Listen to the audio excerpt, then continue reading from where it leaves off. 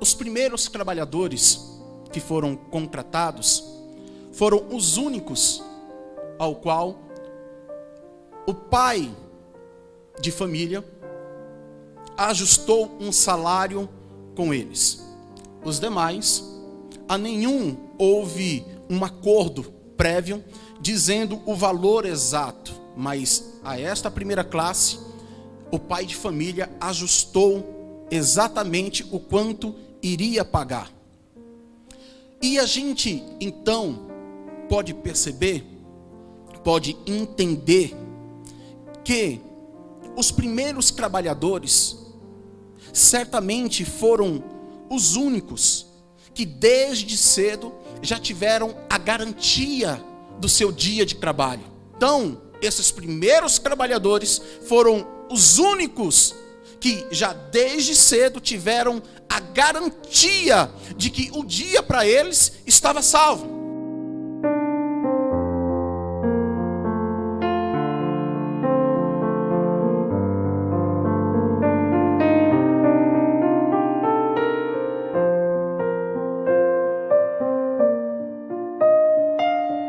O dia para os judeus começava às 6 horas da manhã e terminava às 6 horas da tarde. E os trabalhadores, os diaristas, sempre ficavam em uma praça, esperando que alguém que tivesse uma lavoura pudesse contratá-los para trabalhar. Ou seja, todos os dias eles saíam e não tinham a certeza de que iriam arrumar um trabalho. Porque o normal seria a pessoa trabalhar o dia inteiro e receber um denário, receber uma moeda. Era uma moeda de prata romana que equivalia a um dia de trabalho.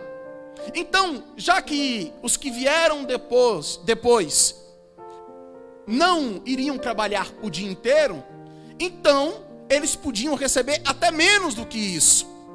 Mas aqueles que foram contratados logo no começo já sabiam que iam trabalhar das 6 horas da manhã até as 6 horas da tarde e que o salário estava garantido.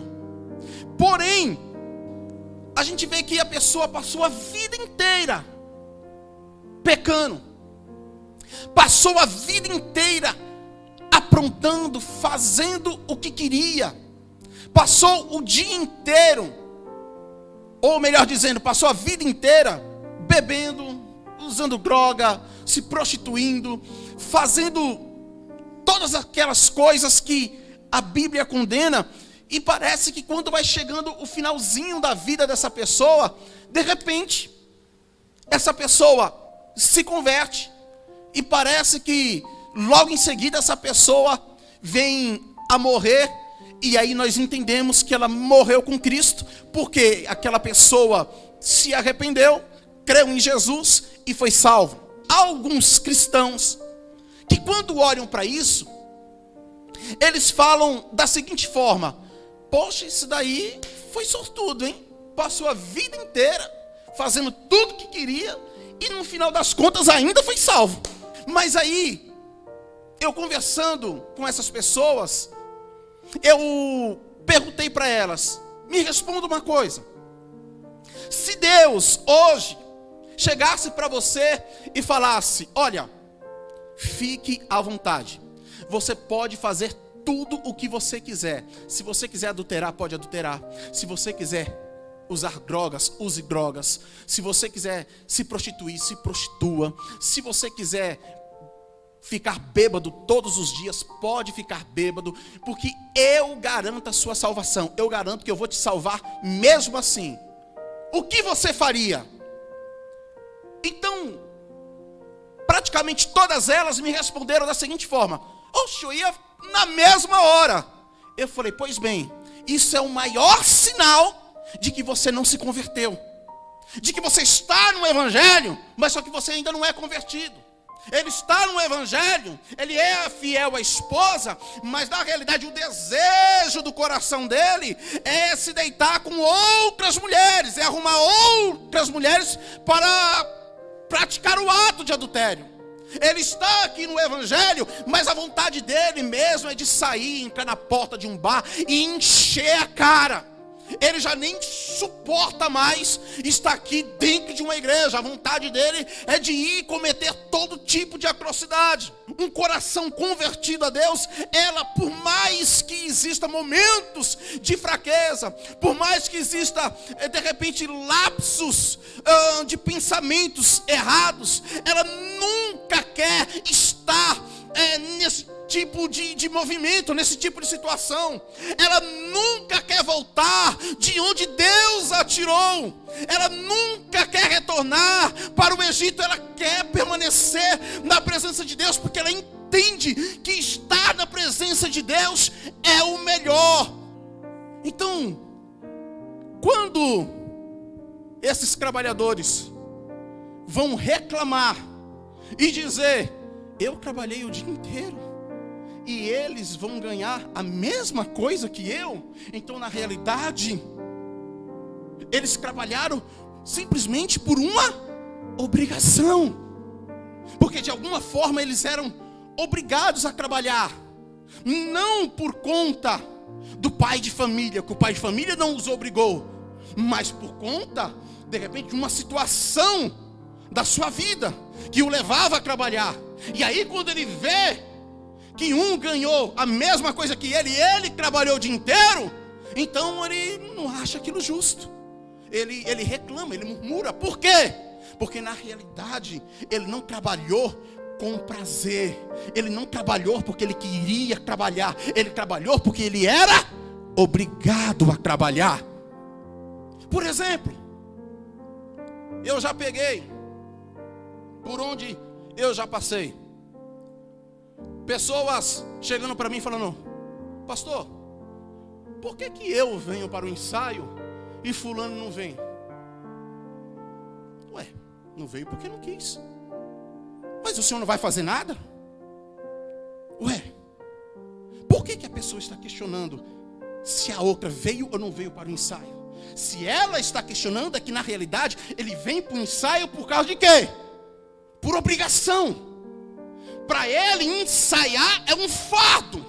Se fosse um prazer, ele não está nem aí, porque ele tem prazer naquilo. Trazendo para o âmbito espiritual, se essas pessoas fossem convertidas, ao final do dia de trabalho, elas olhariam para aqueles trabalhadores que chegaram por último e iriam fazer o quê? Se alegrar com elas. Graças a Deus, mesmo sendo na última hora, você ainda conseguiu o trabalho, você conseguiu levar o dinheiro para sua família, você conseguiu o sustento do dia, glória a Deus, aleluia, e todos se alegravam juntamente no mesmo espírito. Mas por que não se alegraram? Porque todos não se alegraram, porque uns estavam de bom grado, mas outros não. Outros não estavam de bom grado. O pensamento de um era A, o pensamento do outro era B. Pensamentos diferentes. Muito embora trabalhando para o mesmo pai de família, mas os pensamentos eram diferentes. A expectativa era diferente. A visão era diferente. A forma de olhar para aquele trabalho era diferente. A mesma coisa é também no reino de Deus. Todos fazem parte do reino? Sim, todos estão fazendo parte do reino. Mas o olhar é diferente. A forma de enxergar as coisas é diferente. A expectativa é diferente. Uns estão esperando por uma coisa, outros estão esperando por outra coisa. Para uns, o fato, ainda que seja chegar na última hora e ser salvo, é a maior alegria do mundo. Mas para outros, ocorrer isso é um motivo de revolta. No reino de Deus não existe o termo meritocracia. Não existe no reino de Deus. Se mérito existisse no reino de Deus, o que chegou por último jamais seria salvo, jamais teria uma recompensa.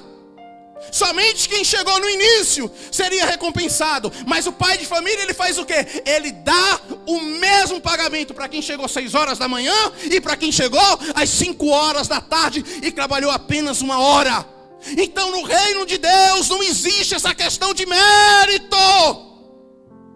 Por que não existe essa questão de mérito? Porque o reino não é seu, o reino é dele. E no reino dele, ele dá a quem ele quer e como ele quer. No reino de Deus não há aquele que diz, eu sou o bonzão, e o outro não é tão bonzão assim. Não existe isso. No reino de Deus não existe dessa forma. No reino de Deus não existe o pastor é melhor do que a pessoa que limpa a igreja. Não é dessa forma. O pastor vai ser salvo, mas quem limpa a igreja vai ser salvo da mesma forma. Qual era o pagamento? A graça. A graça salvadora, a graça que alcança todas as vidas, a graça que alcança quando é ainda criança, a graça que alcança outro quando ele é adolescente, a graça que alcança aquele quando já é jovem, a graça que alcança aquele quando já é adulto, a graça que alcança aquele que já é velho, avançado em idade, a graça que alcança aquele que está no leito de morte. Tudo isso é a graça de Deus. A gente observa através dessa parábola, deste ensinamento de Jesus, que o olhar de Deus para conosco é o mesmo. Ele nos vê no mesmo patamar, na mesma posição. Ele nos vê da mesma forma. Ele não olha para mim com um olhar diferente do que olha para você que está sentado aí. Não, no olhar de Deus, do reino dele, somos todos ovelhas do mesmo pasto, do mesmo aprisco, e ele é o pastor.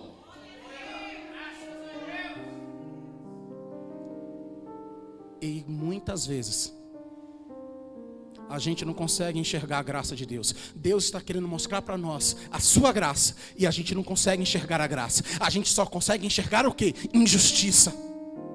E por que a gente enxerga injustiça? Porque nós nos consideramos melhores do que o outro. Mas nós todos estamos no mesmo patamar, na mesma posição. Somos todos pecadores, alcançados pela graça. Uns alcançados quando ainda criança, outros alcançados adolescentes, outros jovens, outros adultos, outros idosos, outros até mesmo à beira da morte. Mas muitos são alcançados pela graça de Deus.